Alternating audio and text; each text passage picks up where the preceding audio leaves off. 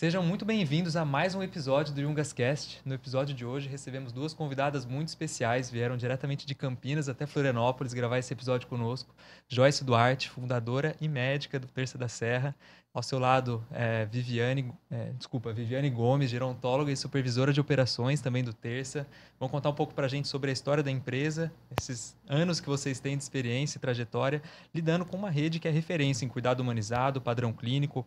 Hoje atendem mais de 110 clínicas espalhadas por todo o país, residenciais sêniores. Queria que depois vocês se apresentassem e contassem um pouco mais. Antes, me apresentando, meu nome é Marcos, eu sou um dos cofundadores da Yungas, ao meu lado, Guilherme Heitz, CEO da empresa. Vai ser um prazer bater esse papo conosco. Primeiro, obrigado pelo tempo de vocês terem vindo até cá para a gente bater esse papo aqui hoje.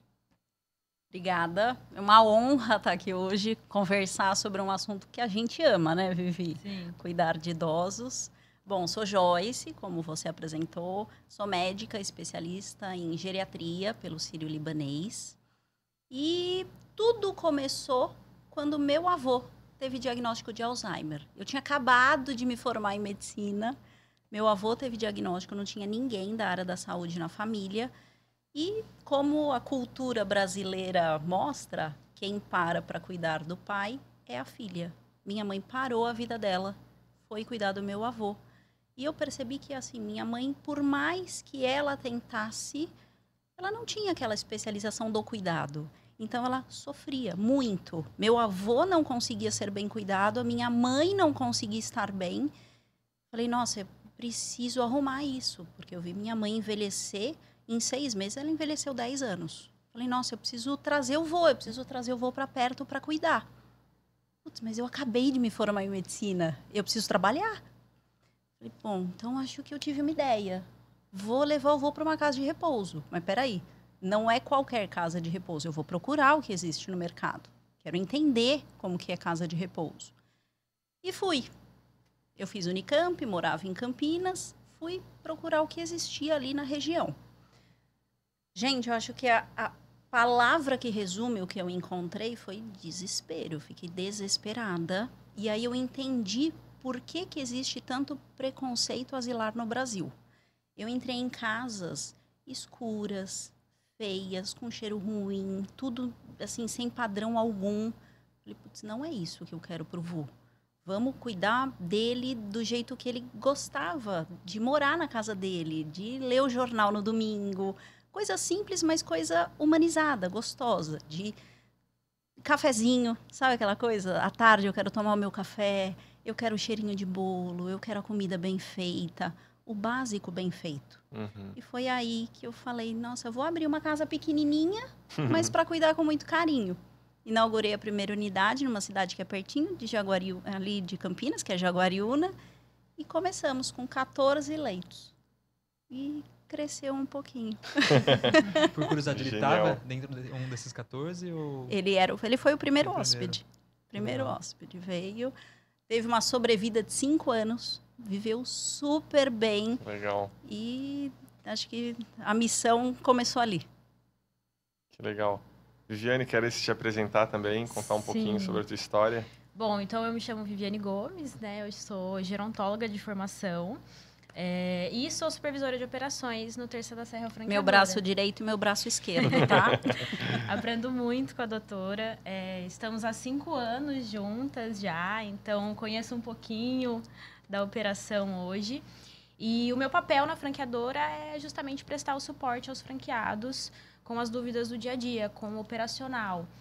Tanto com o como fazer, mas também legislação, toda a parte de protocolos, de documentos, e que, inclusive, o Yungas ajuda muito a gente com essas resoluções de problemas diárias, né? Não, legal. Eu queria até começar com uma pergunta, já aproveitando que a gente, na própria apresentação da Joyce, ela falou um pouquinho sobre essa questão de cultura, né? E já explicou um pouco, mas é que quando a gente quando a gente conheceu o Terça, assim, acho que se existe um cliente nosso que a palavra propósito está no DNA mais do que tudo que a gente pode imaginar, eu acho que se chama Terça da Serra, assim. Então, não precisa explicar isso para ninguém, né? Mas quando eu tive a primeira conversa com o Pedro, ele deu uma aula, assim, sobre essa questão cultural e tal, e eu, por curiosidade mesmo, fui perguntando, né? E aí uma coisa me chamou a atenção, porque eu tenho um amigo que estudou nos Estados Unidos e ele tinha um professor em Stanford, que é um professor que tinha próximo dos seus 80 anos, e ele morava numa casa que seria o Terça da Serra nos Estados Unidos. Ele, por conta própria, foi. Então, na época, eu fui, nessa conversa com o Pedro, tentar entender como que é aqui no Brasil, né? Eu queria que vocês contassem um pouquinho, assim, qual que é esse desafio de fazer essa mudança cultural, né? Eu posso falar que a gente está uns 15 anos atrás, tanto dos Estados Unidos quanto da Europa ainda. Lá em 2014, quando a gente começou, quando as pessoas escutavam casa de repouso, é um negócio horrível. Tanto é que o Terça da Serra, ele nasceu com o nome Terça da Serra e embaixo era casa de repouso. O que eu percebi? Que a família chegava com o familiar, com o idoso no carro, e o familiar não queria descer. E falava, eu não vou ficar aqui, vocês vão me abandonar, isso aqui é ruim. Então, a gente mudou para residencial sênior, para realmente mostrar que nós somos uma pousada, nós somos um ambiente diferente. E aquilo era bem ruim mesmo, não tinha protocolo, não tinha padronização, era tudo muito amador. Uhum. O Terça da Serra, ele trouxe o profissionalismo. Hoje, de 10 anos trabalhando nesse mercado, eu posso falar que é totalmente diferente. Hoje, o pessoal já entra dentro do Terça da Serra sabendo o que está procurando, já entendendo que o idoso precisa daquele cuidado, que o familiar já não está mais bem em casa sozinho. Antes, o idoso que chegava para a gente era aquele idoso super acamado. Hoje, a gente já tem, morando conosco, idosos conscientes. Idosos que vão lá e falam, eu quero vir morar aqui, eu tenho onde parar o carro. Então, eu percebi nesses 10 anos uma mudança de perfil muito grande. Isso é mudança cultural. Muito legal. A gente faz muito isso com marketing, mostrando como são os nossos residenciais. Estão colocando em rede social mesmo, como que é o almoço, como que é o dia a dia, idoso lendo, idoso conversando. É um pouquinho de marketing mesmo, né? Que a gente consegue passar, né, Vivi? Sim, como você disse, né? Tanto a Europa como os Estados Unidos, eles tiveram um envelhecimento populacional muito antes do que o nosso e ele foi mais demorado. Então, eles tiveram tempo de reestruturar a sociedade, a cultura, para ter esse envelhecimento populacional. A gente não, a gente passa por um processo de envelhecimento populacional que está muito acelerado. Então, hoje a gente tenta criar estruturas justamente para dar um suporte para uma população de idosos que tem ultrapassado a população de outras faixas etárias. E uma dessas formas vem por meio da instituição de longa permanência. E no Brasil ainda era muito embrionário. O Terça, ele colocou a régua lá em cima. Uhum. Né? Então, a gente tenta levar esse cuidado com qualidade, que é necessário, porque também, como o envelhecimento populacional aqui foi muito rápido, a gente envelhece com algumas doenças crônicas, envelhece com comorbidades, com necessidades. E quando a gente traz esse cuidado com qualidade para toda a população brasileira, a gente começa a mudar a estrutura da sociedade de outras formas também. Então, disseminando essa cultura de entender o envelhecimento, entender a velhice, trazer qualidade de vida na velhice. E tenho certeza que hoje a gente tem ensinado muito também para Estados Unidos e Europa, né? Isso é bom. Bem legal. Essa primeira frase de apresentação da Joyce também, ela abre várias portas aqui para a gente se guiar, né? Mas uma palavra que você citou que me chamou muita atenção foi a questão de padrão, né? E aí eu queria explorar um pouco mais esse tema. E acho que é muito bacana quando a gente pode conversar com fundadores, entender os desafios que levaram eles a montarem processos daquelas formas. Eu queria que você trouxesse, talvez, desafios que você encontrou lá quando foi conhecer essas primeiras casas de repouso, né? Então, questão, o que faltava lá de atividade, eventualmente, para os idosos, de eventualmente refeição, que não era muito bacana, questão do ambiente, e como que você foi estruturando os processos que hoje são muito característicos no modelo de franquia e principalmente o que diferenciam o Terça da Serra das demais que existem aí no país. Quando eu fui procurar o que existia, eu só encontrei coisas na Europa e nos Estados Unidos. Aqui no Brasil, realmente, não tinha absolutamente nada. E eu falo que quando você entra dentro do Terça da Serra, tudo tem uma explicação. Tudo, 100%. Você fala, Joyce, por que essa mesa é redonda e desta altura? Joyce, por que essa cortina é de voal e não uma cortina com blackout? Tudo tem explicação. A cortina com blackout é porque se eu deixar o idoso dormir um pouquinho mais, ele troca o dia pela noite. Isso é característico do idoso. A mesa redonda é para eles conseguirem socializar sem ter muito estímulo. Então, sentam 4 pessoas na mesa. Tudo isso em cima de estudos europeus. Então, toda a geroarquitetura que a gente trouxe para dentro do Terça, que eu falo que é o primeiro passo para qualquer padronização, é o ambiente. Toda a geroarquitetura foi pensada, foi estudada. Dentro daquela geroarquitetura, eu preciso pensar até como passar a cadeira de roda, como que esse idoso não vai se machucar para andar, e é aí que eu desenho os processos. Horário, rotina para idoso é super importante, e em cima de cada coisa que acontece dentro do Terça, tem o processo certo. Quer falar um pouquinho, Vivi? Você que é a dona dos processos.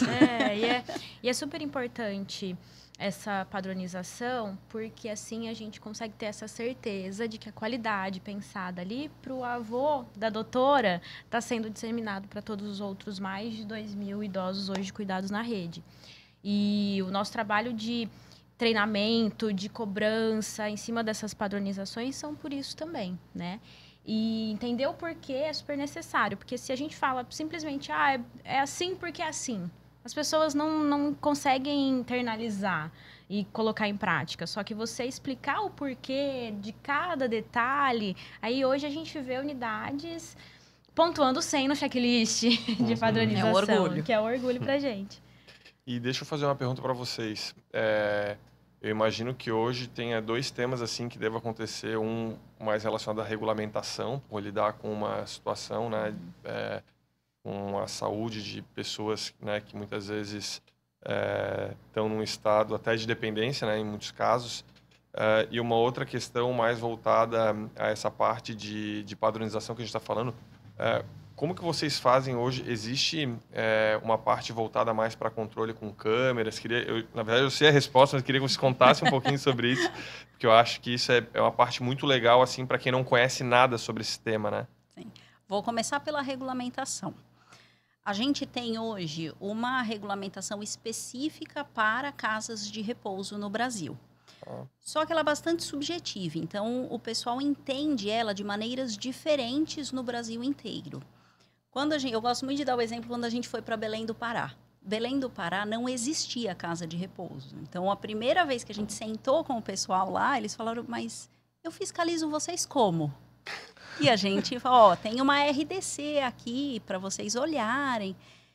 E é muito... Eu falo que o Brasil são vários Brasis dentro dele, né? Porque tem vários lugares que encaram a casa de repouso como um lugar da saúde. Só que a gente não é saúde, a gente é assistência social, nós somos uma pousada.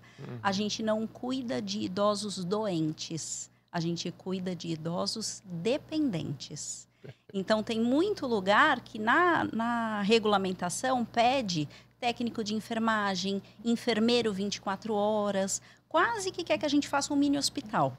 E não é esse o foco. O foco é socializar, é cuidar, é trazer qualidade de vida. Quando esse idoso dependente fica doente, aí sim ele vai para um hospital. Isso é uma discussão de regulamentação no Brasil inteiro, que é super importante a gente trazer, até para o franqueado conseguir entender certinho onde que ele está atuando. Voltando agora para a padronização, eu falo que a gente padroniza, a gente treina, a gente ensina e a gente precisa supervisionar. Qual a maneira que a gente encontrou de supervisionar mais efetivo possível? Montou uma central de monitoramento. Então, hoje eu tenho câmera em 100% das unidades no Brasil inteiro. Eu sei exatamente se às 2 horas da tarde, que é a hora da fisioterapia, se está todo mundo fazendo fisioterapia ou não. Eu sei se está tendo alguma intercorrência, se eu preciso ligar e ajudar de alguma maneira. Então, eu consigo entender desde que estão dando comida na hora certa e a quantidade certa, na qualidade certa, até se arrumaram a cama ou não. Então, esse monitoramento ajuda muito o operacional e a qualidade. E, Joyce, hoje, até aproveitando esse ensejo, eu imagino que isso seja até bom para o próprio franqueado, né? Que se sente seguro de que também tem um double check, vamos chamar assim, exato, né? Mas qual que é o perfil desse franqueado? Ele precisa ser um médico ou não? Ele é mais investidor, é mais operador? Porque isso, com certeza, é uma pergunta que muita gente deve fazer, né? Bastante gente faz. E a primeira coisa que todo mundo pensa é, não, tem que ser da área da saúde, tem que ser médico. E eu falo que hoje já virou isso, não é. Na verdade, hoje a gente tem físico, tem advogado, tem todas as profissões possíveis como franqueados. E quando a gente montou a equipe para cuidar do idoso, a gente tem uma equipe completa. Às vezes, o franqueado entra em algumas dessas profissões. Por exemplo, eu sou médico, eu vou ser o médico da unidade. Eu sou físico, eu vou montar a minha equipe e vou supervisionar como um investidor.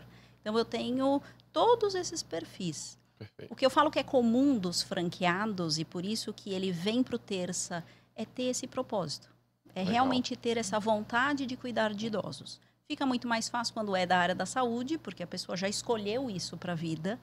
Quando não é da área da saúde, você vai perceber que provavelmente já passou por algo parecido. Teve um pai e uma mãe que precisou de ajuda, ou tem alguém na família que está passando por essa dificuldade. Aí a pessoa olha e fala, nossa, eu acho que eu quero fazer um negócio para mudar a vida das pessoas. Legal. E aí vem conversar com a gente. Quer falar? Não, eu só ia fazer uma última pergunta em cima dessa, que era se hoje vocês têm muitos franqueados que têm mais de uma unidade, multifranqueado, né, que o pessoal chama. Sim, 50% da rede é multifranqueado hoje. Isso mostra bastante sucesso, Sim. crescimento sólido, bem Sim. legal. O comentário que eu ia fazer, a gente acompanha, né, muito o projeto do Terça. A gente estava até comentando aqui antes, está prestes a completar 4 anos de parceria e a gente percebe o quão engajados são os franqueados de vocês e satisfeitos. Eu queria que vocês, satisfeitos com o Terça da Serra, com o serviço que vocês prestam, o apoio e tudo mais. Acho que aqui o exemplo que o Guilherme acabou trazendo, vocês explicaram das câmeras, acho que dá mais conforto para eles, segurança, né?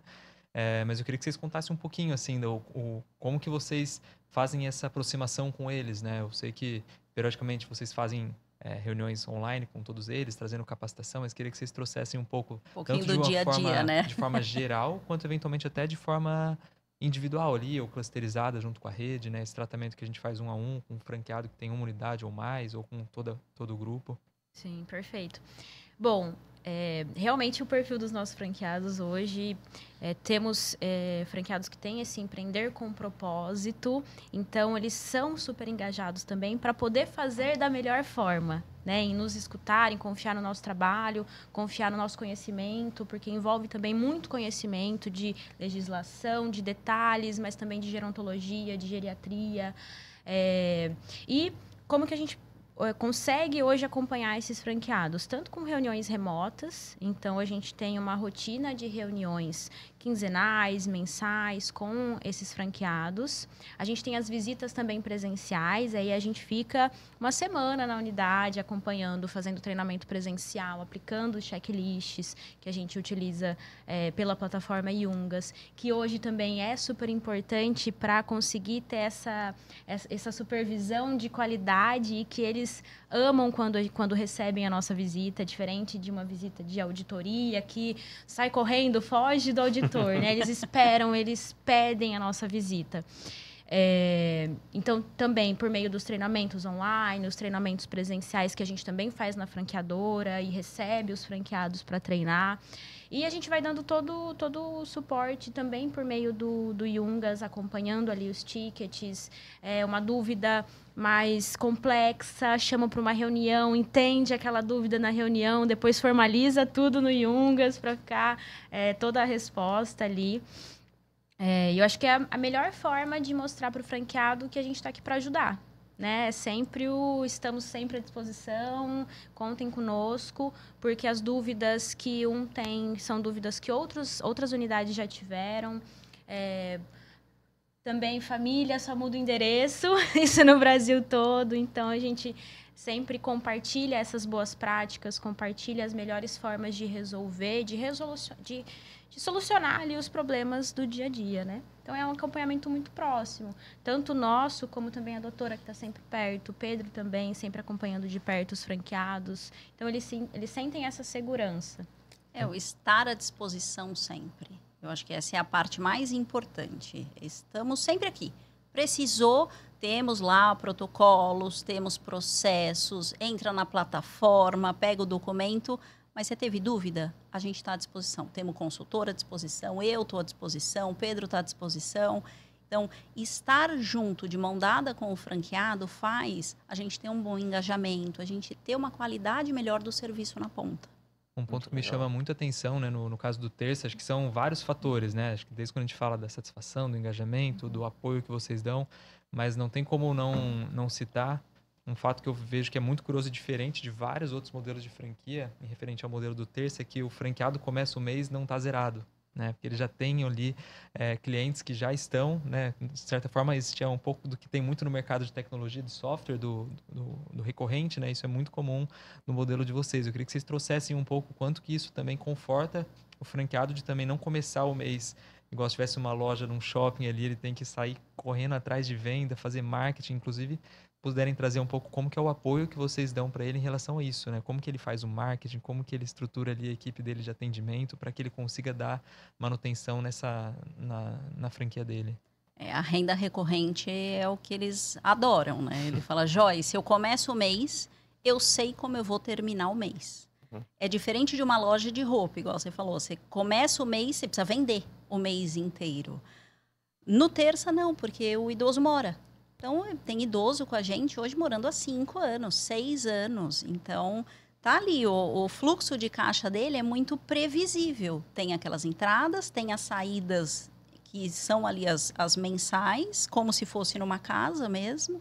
Então, ter essa renda recorrente é uma tranquilidade maior.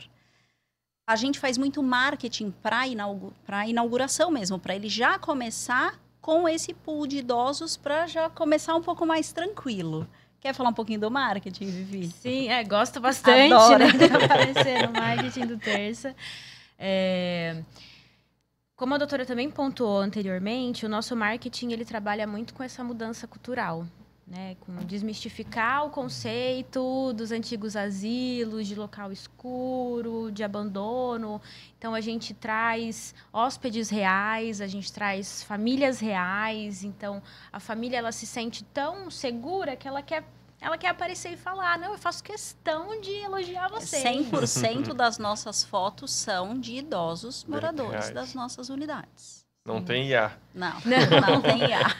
Não, os próprios hóspedes também fazem questão de aparecer, como a doutora comentou também. Nós temos hoje muitos idosos lúcidos que escolhem a institucionalização. E eles querem falar que foi a melhor escolha, que eles estão se sentindo em casa, que estão se sentindo bem, que esse é o propósito, esse é o que a gente sempre busca. E o marketing, ele trabalha muito em cima disso, não é aquele marketing clichê, né? É sempre apresentando os nossos eventos externos para mostrar que é possível dar vida aos anos dentro do residencial e que muitas vezes o idoso ele está abandonado quando ele está em casa, na frente de uma TV, num sofá, passando o dia todo sozinho. E no residencial ele tem amigos, ele tem atividades, ele tem refeições, ele tem uma casa linda para morar, tem profissionais ali acompanhando que são super capacitados. Então, passei por uma situação ótima. Fui a uma das últimas visitas. Eu gosto de muito ir para campo, assim, para entender o que está acontecendo. Você pega boas práticas e tudo mais. Sentei do lado de uma idosa super consciente, fazendo o crochê dela lá.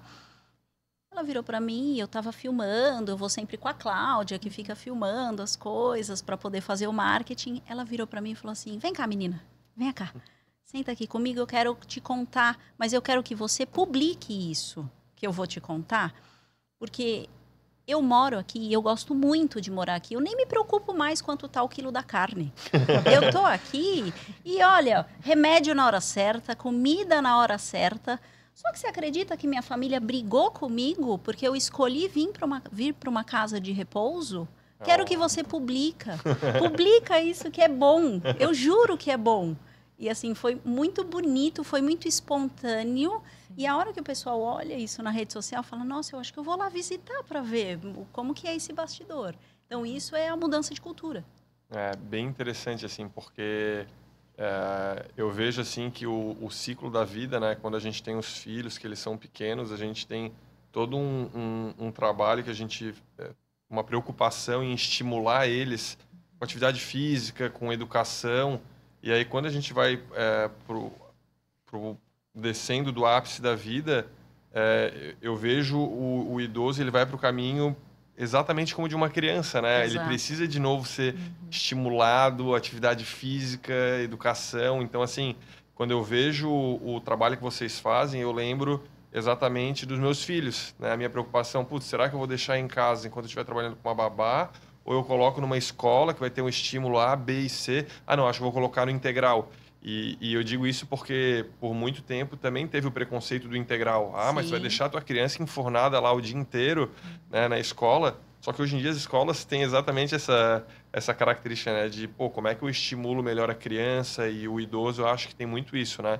Então, eu lembro meu avô, que já faleceu, ele foi lúcido até quase 100 anos, mas, assim, ele passou os últimos, talvez, 40 anos da vida dele 80% do tempo dele era sentado na TV, vendo TV, sabe, sentado no sofá assistindo televisão, assim. Então, possivelmente, se a gente tivesse uma cultura nessa linha, ele estaria uma qualidade de vida muito melhor. Provavelmente teria sentido menos dores, porque ele sentia dor porque era sedentário, enfim, e várias coisas que a gente já sabe, né? Então, eu quando vejo assim o trabalho que vocês fazem, eu fico muito admirado.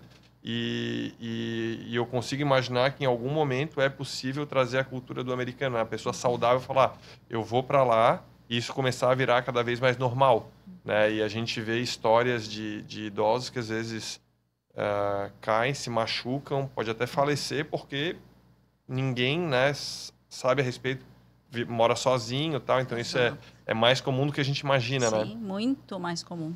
A solidão, né? O idoso fica em casa curtindo a solidão dele, não tem com quem conversar. A hora que ele vem, é o que você falou, ele é super estimulado, tá lá, e ele melhora, ele conversa mais, às vezes até a família chega e fala, nossa, mas minha mãe tá ótima, ela não era assim em casa. Então, muito e os bom. filhos às vezes estão um mundo cada vez mais corrido e trabalho para cima e para baixo, e aí não tem às vezes o tempo e a paciência para fazer esse trabalho, né, Quando de tem estar filhos, próximo. né? Ainda tem mais isso, Quando né? tem As filhos. famílias cada vez menores, tem mais isso também. Eu queria aproveitar e entrar num tema que eu gosto muito de trazer, que é a parte de indicadores e gestão, né? A gente estava falando há pouco, hoje são mais de 110 franquias inauguradas, tem mais de 60 que estão no processo, né, de inauguração, em obra, que acho que é um tempo que o pessoal está todo mundo muito na expectativa. Queria que vocês trouxessem um pouco quais são os indicadores, KPIs que vocês olham para conseguir auxiliar melhor o franqueado. Eu sei que já adianta um primeiro aqui, que a gente olhava muito, que era a taxa de ocupação, né, do residencial, mas puderem trazer um pouquinho para a gente ali, como que vocês acompanham internamente e junto ao franqueado também. Sim, perfeito. Taxa de ocupação ainda é um indicador importante que a gente acompanha, porque fala um pouco também sobre a questão da receita recorrente.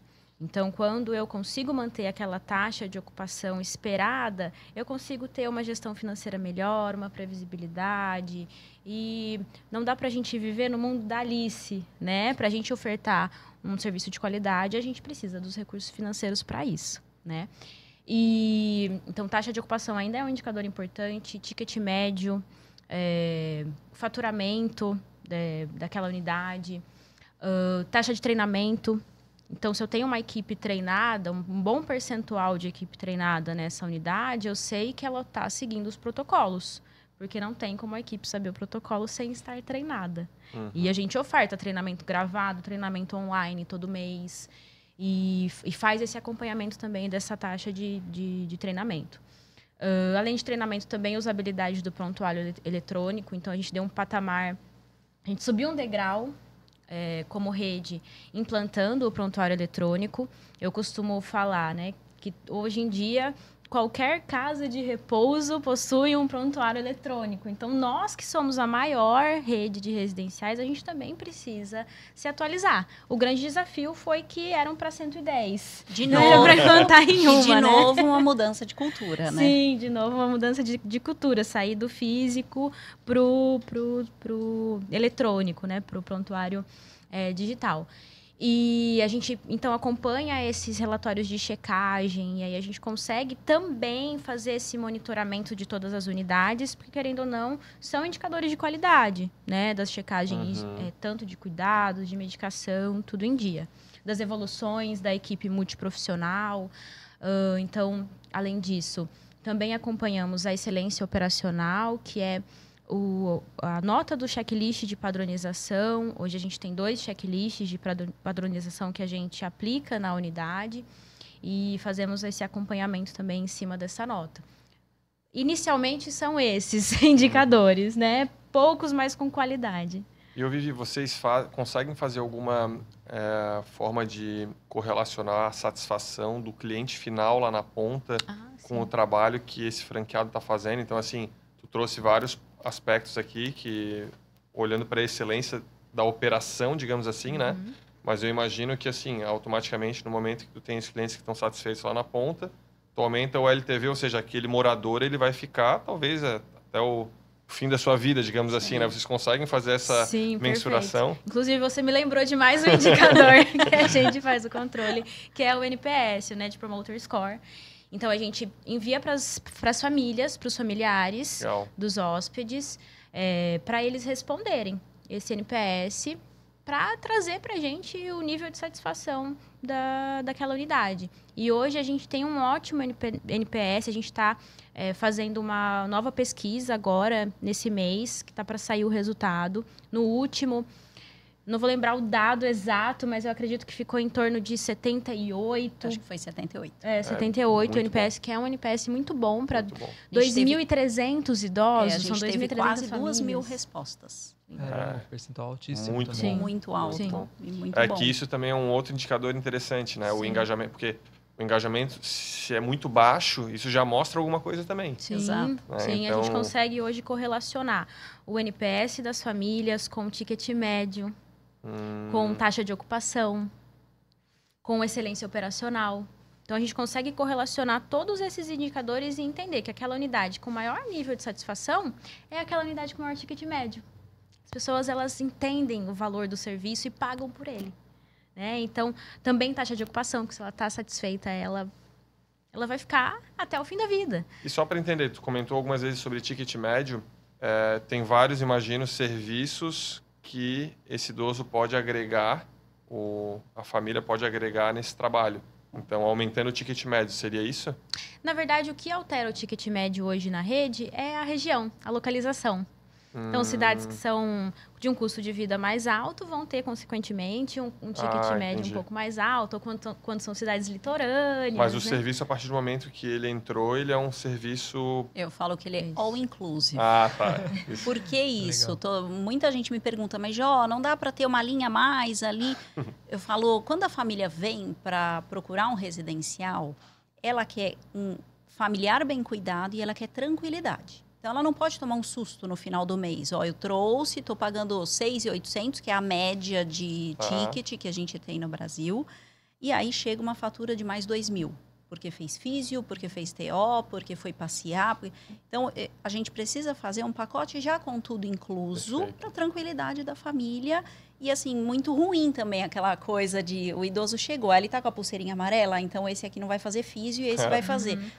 Não encaixa. No camarote, né? Não encaixa. A gente é um serviço com qualidade para todo mundo. E hoje, Joyce, isso também serve para a estrutura. Então, por exemplo, tem um idoso, aí o quarto dele é sempre igual ao dos outros. E uma outra dúvida que daí é mais questão de curiosidade, se tem casais que moram juntos, deve ser o máximo, né? É bem legal, depois eu vou contar uma história bem boa também. As casas são adaptadas, então eu tenho quartos individuais ou duplos. Algumas vezes triplos, depende da adaptação da casa. Normalmente o pessoal vem e fala, ai, mamãe quer o quarto individual. Vem cá, tem o individual com varanda, sem varanda, com duas janelas. Então, você consegue fazer uma adaptação para aquele hóspede mesmo. E tem algumas pessoas que ainda vêm e falam assim, nossa, mas eu posso trazer os móveis da mamãe? Quando o quarto é individual, pode. Tem família que já replicou o quarto, porque o idoso veio com demência. Então, para melhor adaptação, fez o quarto igualzinho como era na casa dele. Então, a adaptação foi, assim, excelente. Em relação aos casais, pode, sem problema nenhum, que é quando a gente mais recebe o quarto, igualzinho como era em casa. Eles trazem tudo. O que a vigilância fala? A vigilância fala que precisa ser casado. E aí pode tá. morar no mesmo quarto sem problema nenhum por legislação. Tá? Aham. Eu tive um caso em Jaguariúna que os idosos se conheceram dentro do residencial.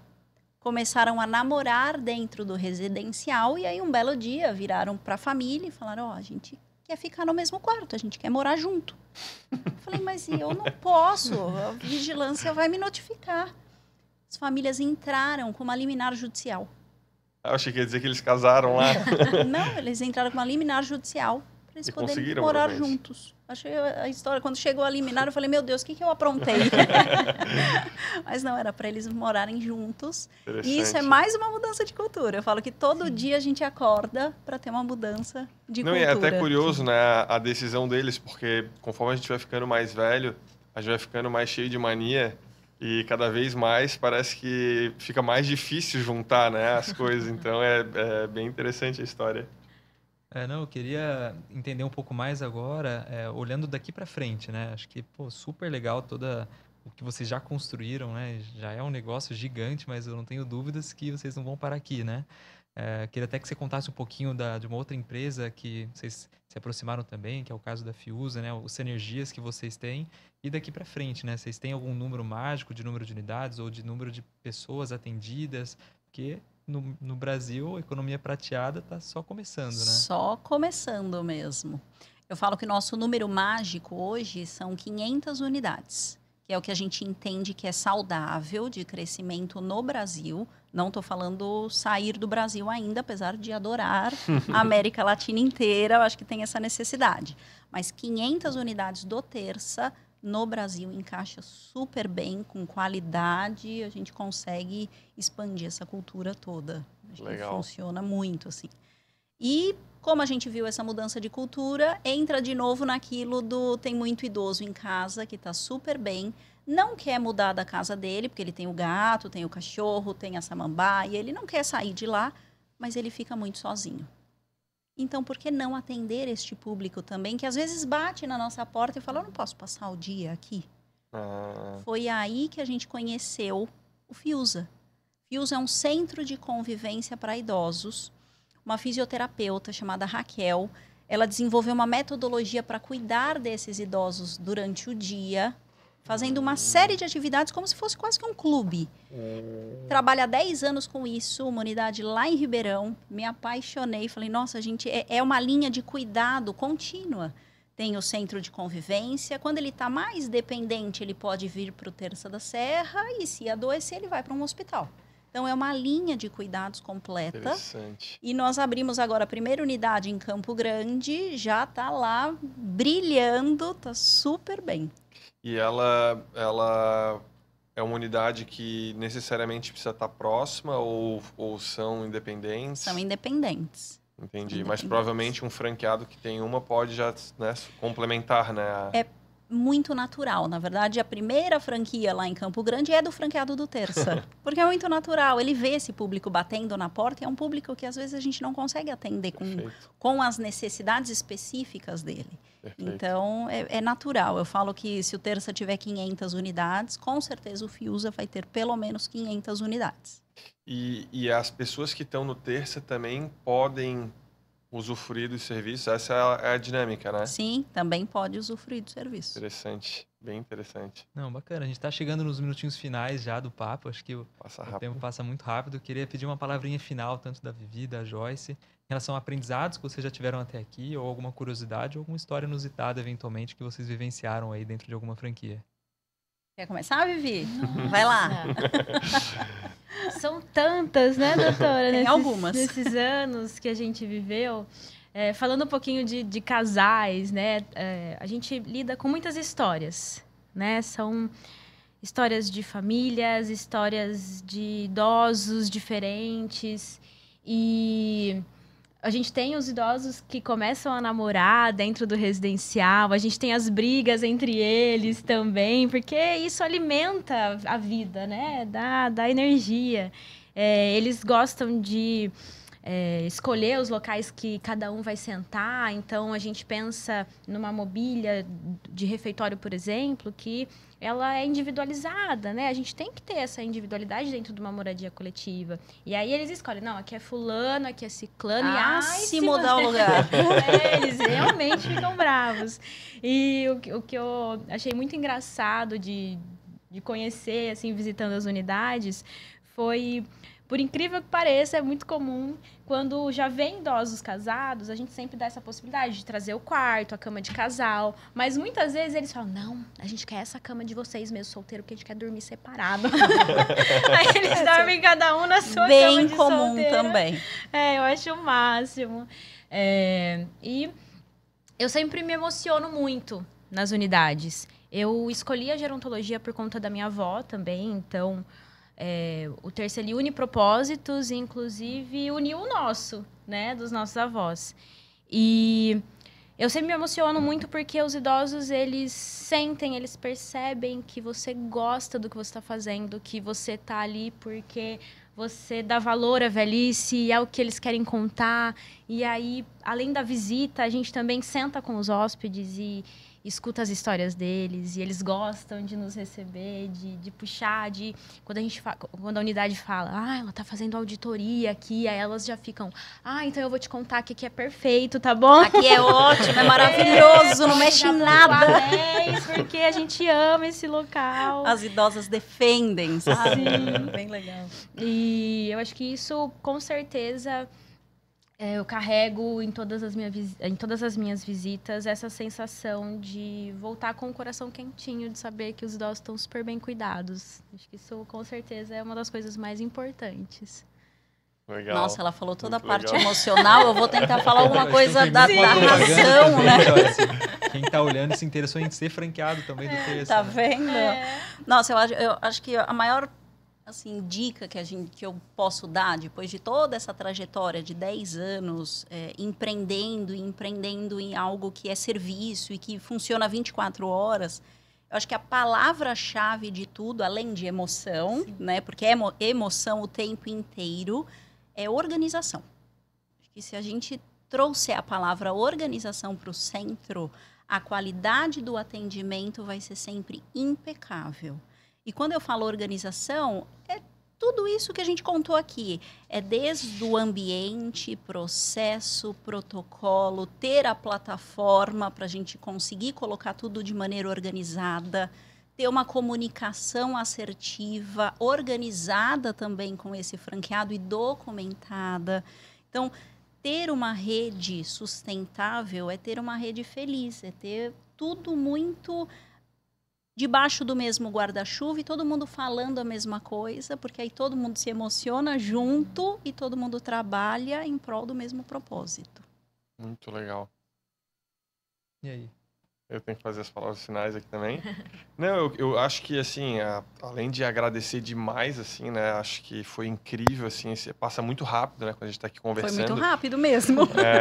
Eu, assim, além da questão que eu já citei de propósito, né? O que eu achei muito legal é que, assim, a gente costuma fazer aqui os episódios, a gente convida o cliente, faz esse projeto e a gente, às vezes, tem dificuldade de ter mais empreendedoras aqui participando, né? Até as pessoas perguntam, tem que chamar mais mulheres, a gente tem interesse também, né? Então, assim, e é muito legal, porque quando a gente faz o episódio aqui, a gente vê que, além de tudo que a gente faz, que a gente já vem fazendo, e falou de indicadores de resultado, de organização, de padronização, mas o lado da sensibilidade ao discutir isso aqui, sabe? Tipo assim, conforme a gente vai falando aqui, tem coisa da vontade até de... Tô quase chorando aqui, sabe?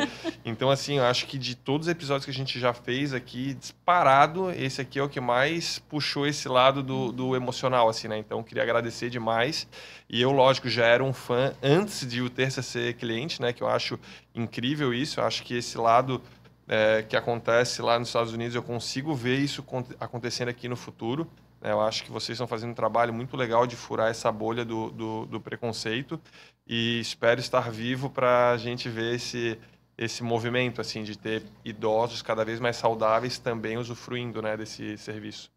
Não, do meu lado também foi um prazer estar mediando aqui esse papo. É sempre um aprendizado muito bom. Importante estar contigo, Joyce, Vivi também.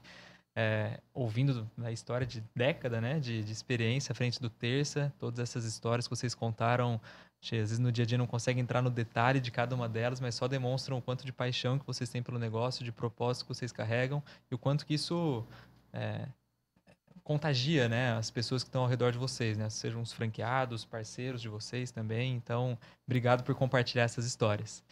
Bom, o episódio do Yungascast fica por aqui. Joyce, Vivi, muito obrigado por abrirem um playbook, né, do Terça da Serra, trazerem os indicadores, a gestão, padronização, as formas que vocês acompanham. Se você que está nos ouvindo se interessou em eventualmente virar um franqueado do Terça da Serra, procurem pelas meninas nas redes sociais, né, Joyce, Viviane, LinkedIn, acredito que estejam lá no site, tenho certeza que vai ser bem tratado. Nosso episódio fica por aqui, agradeço você pela atenção, a gente se vê nos próximos episódios. Um abraço e até lá!